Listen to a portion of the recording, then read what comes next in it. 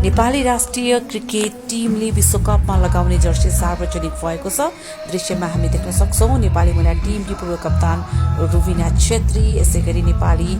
राष्ट्रिय पुरुष क्रिकेट टिमका खेलाडी सोमपाल कामी, यस्तै महिला टिमकी उपकप्तान पूजा महतो, पुरुष टिमका उपकप्तान दिपेन्द्र सिंह एरी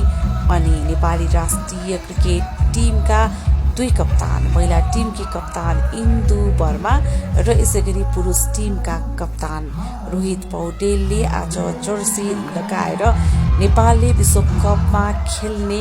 जर्सी सार्वजनिक गरिएको छ।